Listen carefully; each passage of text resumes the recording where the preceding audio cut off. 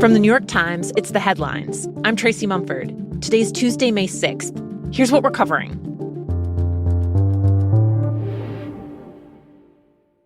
אתמול בלילה ישבנו עד שעה מאוחרת בקבינט והחלטנו על פעולה עצימה בעזה.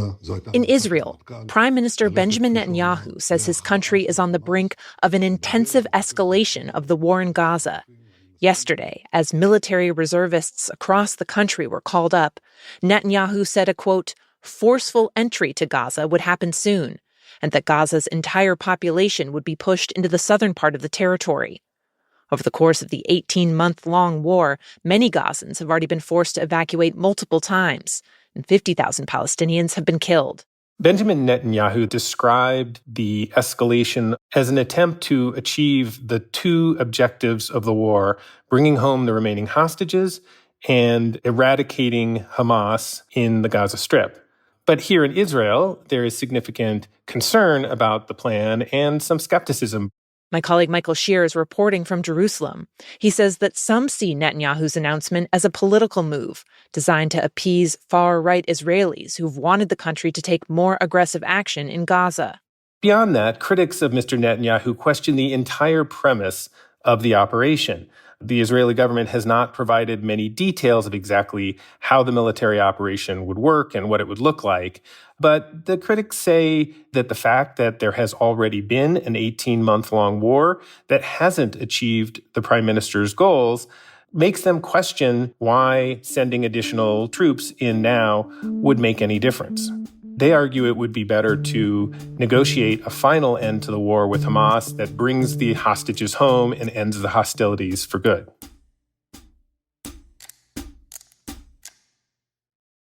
Today in Washington, President Trump is trying to break us so that America can own us. Canadian Prime Minister Mark Carney, who's forcefully pushed back on President Trump's threats toward Canada, will now meet with him. He's attacking Canadian families, workers, and businesses. It will be their first in-person meeting at the White House. We didn't ask for this fight, but Canadians are always ready when someone else drops the gloves. Carney was elected last week after running on a largely anti-Trump platform, defending Canada's economy and sovereignty after Trump imposed tariffs on the country and repeatedly threatened to make Canada the 51st state. Carney will now attempt a juggling act of keeping up that aggressive stance, trying to defuse the trade war that could undermine his country's economy, and not setting off Trump, who's lashed out at other world leaders. How do you avoid an Oval Office ambush like we saw happen to President Zelensky? Look, I go there with the expectation of constructive, difficult, but constructive discussions. That's the spirit of the conversations that the President and I had. Now, two more updates on the Trump administration. The Justice Department weighed in on a federal lawsuit that's aiming to limit access to abortion pills yesterday and asked the judge to dismiss the case. The dismissal request caught some by surprise, given that Trump and a number of his officials have forcefully opposed abortion rights. The lawsuit was brought by several conservative attorneys general who object to how the FDA's made it easier in recent years to get the medication mifepristone. The government's dismissal request didn't get into the merits of that argument. Instead, the filing just said the case had been brought in the wrong venue. One abortion law expert told The Times that the administration could just be buying time to figure out what their strategy on mifepristone will be. Or it could indicate that they're trying to be politically cautious on abortion, potentially with the 2026 midterms in mind. And what we thought we'd do is a self-deport, where we're going to pay each one a certain amount of money, and we're going to get them a beautiful flight back to where they came from. President Trump said his administration is offering $1,000 and a flight home to undocumented immigrants who willingly leave the United States. Administration officials say it will save the government money by avoiding the costs of arresting and detaining people. They say one migrant already took them up on the offer and flew from Chicago back to Honduras. The administration says it's deported around 140,000 migrants since January, so far short of Trump's campaign promise to remove millions.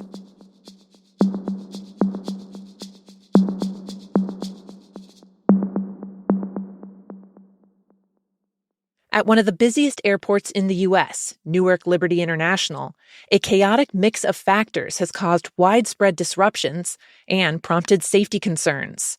The issues began last Monday when air traffic controllers temporarily lost all radar contact and communications with planes there, reportedly for 90 seconds. The situation was so stressful that some of the controllers then took time off of work, under a law allowing federal employees who've experienced a traumatic event on the job to take leave. In a statement, the Federal Aviation Administration said that, quote, "Our antiquated air traffic control system is affecting our workforce." With the Air Traffic Control Center understaffed, United Airlines, Newark's largest carrier, then said it was cutting 35 flights per day from its schedule there. That's added to the headaches for travelers, with the airport already under strain from bad weather this week and construction on one of its runways. The staffing shortages hitting Newark are part of a nationwide crisis. More than 90% of the country's air traffic control facilities are operating below recommended levels. Last week, the Transportation Department started promoting $5,000 hiring bonuses to try and fill those gaps. Speaking of air travel, starting tomorrow, for anyone flying in the U.S., just pulling out your old driver's license might not do it anymore. You will need a real ID, the enhanced identification, or you'll need a passport or other federal document. Yes, you heard this 2 years ago, and a few years before that, and a few years before that, going back almost 2 decades. But after repeatedly extending the deadline, the government is now firm. Tomorrow is it. So if you haven't done it yet, you might want to get in line now.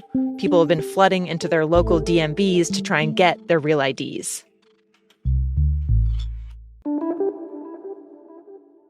And finally, I am currently standing inside the Met for one of the biggest nights in style and fashion.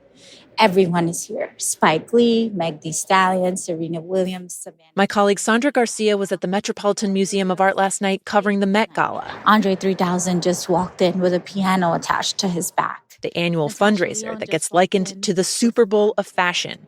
The theme this year is super fine, Black fashion. It focuses on dandyism, or the art of using your clothes to assert your dignity, using your clothes as armor, especially for Black people, and how that has created style and fashion.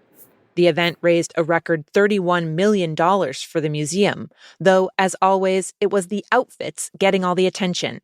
It's not just a night for a gown or a tux, but for going all out with sculptural, sky-high headpieces or an 18-foot-long feathered train, like disco queen Diana Ross was rocking last night.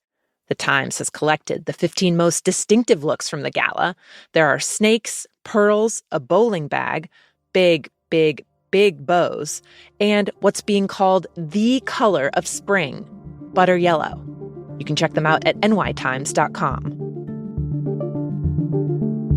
Those are the headlines. Today on The Daily, a water crisis in one of the hottest places on Earth, Iraq. That's next in the New York Times audio app, or you can listen wherever you get your podcasts. I'm Tracy Mumford. We'll be back tomorrow.